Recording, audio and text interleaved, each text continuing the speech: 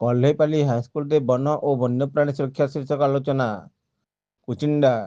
ସମ୍ବଲପୁର ଜିଲ୍ଲା କୁଚିଣ୍ଡା ବ୍ଲକ ସ୍ଥିତ ତ୍ରିଭୁବନ ସରକାରୀ ଉଚ୍ଚ ବିଦ୍ୟାଳୟ କହ୍ଲେଇପାଲି ସ୍କୁଲ ପରିସରରେ ବନ ଓ ବନ୍ୟପ୍ରାଣୀ ସୁରକ୍ଷାର ଆବଶ୍ୟକତା ଶୀର୍ଷକ ଆଲୋଚନା ଚକ୍ର ଓ ବୃକ୍ଷରୋପଣ କାର୍ଯ୍ୟକ୍ରମ ଅନୁଷ୍ଠିତ ହୋଇଯାଇଛି। ସ୍କୁଲର ପ୍ରଧାନ ଶିକ୍ଷକ ସଭାନେତ୍ରୀ ରଣବିଡ଼ାଙ୍କ ସଭାପତିତ୍ୱରେ ଅନୁଷ୍ଠିତ ଆଲୋଚନା ସଭାରେ ବିଶିଷ୍ଟ ପରିବେଶବିତ୍ ଓ ସୁସାହିତ୍ୟିକ ସୁଭାଷ ଚନ୍ଦ୍ର ନାୟକ ମୁଖ୍ୟ ଅତିଥି ଭାବରେ ଯୋଗଦେଇ ବୈଜ୍ଞାନିକ ଦୃଷ୍ଟିକୋଣରୁ ତଥା ପୌରାଣିକ କାହାଣୀର ବନ ଓ ବନ୍ୟପ୍ରାଣୀ ସୁରକ୍ଷାର ଆବଶ୍ୟକତା କିପରି ରହିଛି ତାହାର ଆଲୋକପାତ କରିଥିଲେ। ଉଦ୍ୟାନବିତ୍ ରବୀନ୍ଦ୍ର କୁମାର ଦାସ ମୁଖ୍ୟ ବକ୍ତା ଭାବରେ ଯୋଗଦେଇ ଚାରା ରୋପଣର ପ୍ରଣାଳୀ ଓ ଯତ୍ନ ନେବାର ଆବଶ୍ୟକତା ଉପରେ କହିଥିଲେ। ରାଜ୍ୟ ପୁରସ୍କୃତ ଅବସରପ୍ରାପ୍ତ ଶିକ୍ଷୟିତ୍ରୀ ତୁଳସୀ ମଞ୍ଜରୀ ବହିଦାର ସମ୍ମାନିତ ଅତିଥି ଭାବରେ ଯୋଗ ଦେଇଥିଲେ।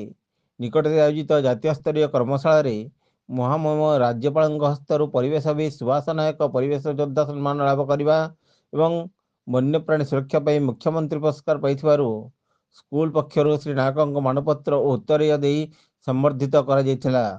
ମାନପତ୍ରଟିକୁ ବରିଷ୍ଠ ଶିକ୍ଷକ ଦେବରାଜ ପ୍ରଧାନ ପାଠ କରିବା ସହ ସମଗ୍ର କାର୍ଯ୍ୟକ୍ରମକୁ ସଂଯୋଜନା କରିଥିଲେ। ପ୍ରାରମ୍ଭରେ ସହକାରୀ ଶିକ୍ଷୟିତ୍ରୀ ମିଲି ପଟେଲ ସ୍ୱାଗତ ଭାଷଣ ସହ ଅତିଥି ପରିଚୟ ପ୍ରଦାନ କରିଥିଲେ।